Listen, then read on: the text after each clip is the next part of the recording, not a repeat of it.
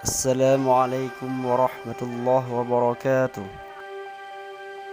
Jika disebutkan nama Imam Al-Ghazali, maka gambaran yang muncul adalah sosok ulama abad pertengahan dengan reputasi kealiman yang tak diragukan. Ia termasuk cendekiawan muslim yang komplit. Wawasannya tak berhenti pada soal tek-tek agama yang rumit. Tokoh bernama lengkap Abu Hamid Muhammad bin Muhammad Al-Ghazali At-Tusi Asy-Syafi'i ini menguasai disiplin filsafat dan menaruh prioritas pada olah rohani sebagai seorang sufi yang taat. Para kritikus Al-Ghazali bisa saja berseberangan dengan beberapa pikirannya, namun mereka tak dapat membantah kepribadian Hujjatul Islam ini yang zuhud, wara' serta amat tekun menjalankan ibadah.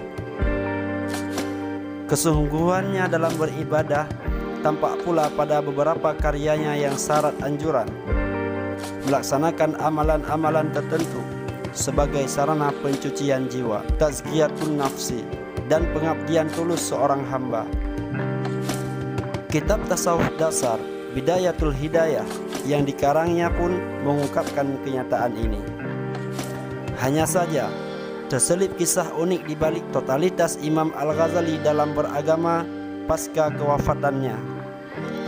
Syekh Nawawi Al-Bantani dalam Nasaihul Aqdah menulis cerita seorang yang berjumpa Imam Al-Ghazali dalam sebuah mimpi.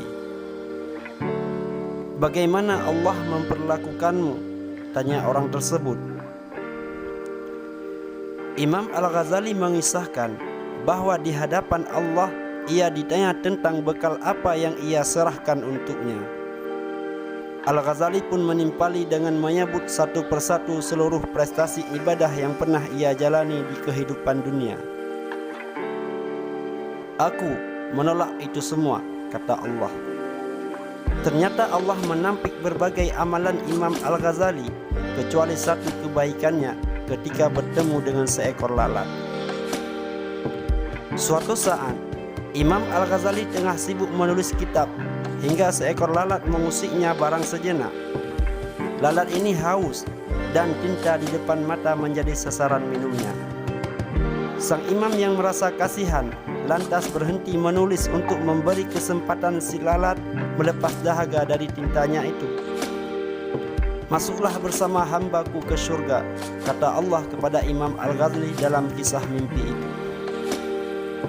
Hikayat ini mengandung pesan tentang betapa dahsyatnya pengaruh hati yang bersih dari egoisme untuk kepentingan diri sendiri. Kasih sayang Imam Al-Ghazali yang luas bahkan kepada seekor lalat pun membawa tokoh dengan jutaan pengikut ini pada kemuliaan. Peristiwa ini secara samar menampar sebagai kalangan yang kerap membanggakan capaian-capaian keberagamannya, karena ternyata penilaian ibadah manusia sepenuhnya miliknya, bukan milik manusia. Tak ada ruang bagi manusia menghakimi kualitas diri sendiri ataupun orang lain. Segenap prestasi ibadah dan kebenaran agama yang disombongkan bisa jadi justru berbuah kenistaan. Imam Al-Ghazali sesungguhnya hanya mempraktikkan apa yang diteladankan dan diperintahkan oleh Nabi.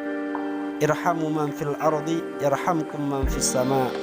Sayangilah semua yang ada di bumi, maka semua yang ada di langit akan menyayangimu.